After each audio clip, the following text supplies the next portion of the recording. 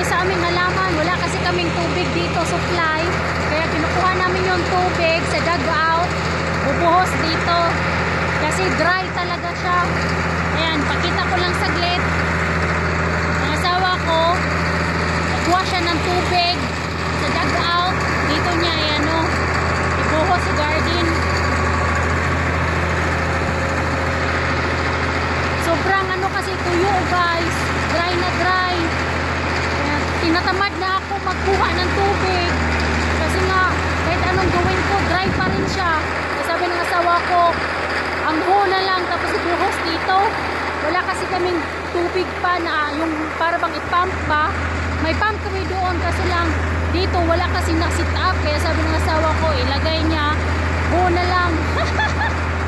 Pwede naman, basta may tubig, diba guys? Basta hindi lang ma-dry yung garden, okay na.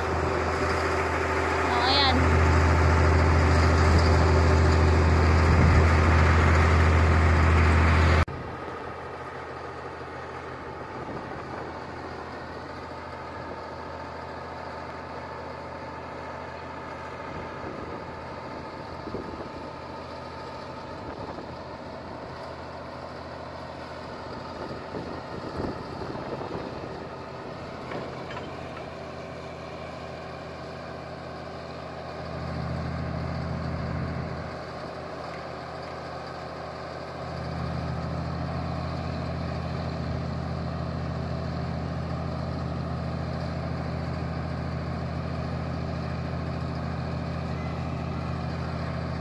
Pasensya na kayo sa ingay guys, patubig sa aming halaman.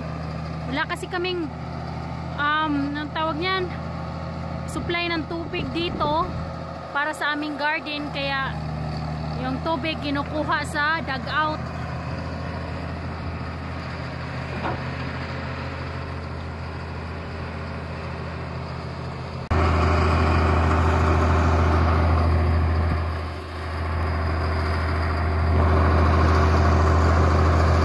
Sa dugout yan galing guys. Yung binakita ko sa inyo na sabi ko na dyan ako kumukuha ng tubig pag springtime. Hindi ko na kasi abot eh. Medyo malayo na kaya yan na lang.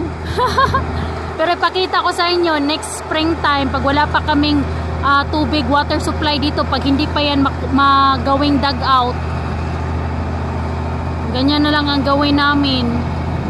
Pero pag springtime nakakaabot ako eh. Ako yung nagdidilig sa halaman. Ano lang, baldi-baldi lang, pareha sa Pilipinas.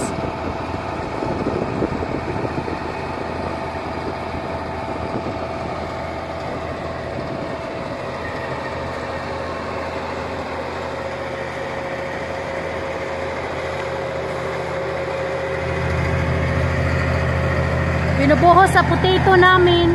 Kasi yung potato ko, nag-harvest kasi ako ngayon. Ayan, isang piraso. Kaso lang super dry. Kaya buhusan ng tubig. Para hindi siya ma-dry na dry, tuyo-tuyo. Nakakapagod man magbaldi tapos tuyo pa rin, hindi.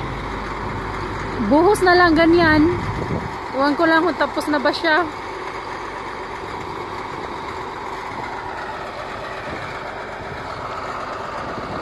Yan, binuhos din dito sa ano namin, strawberry plant.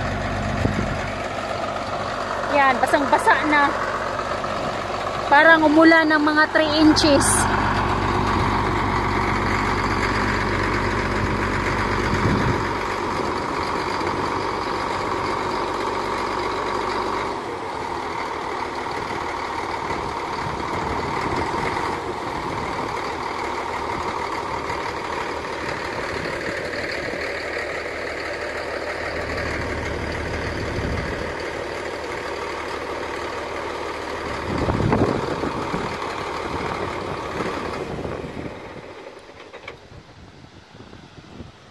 Are you done, sweetheart?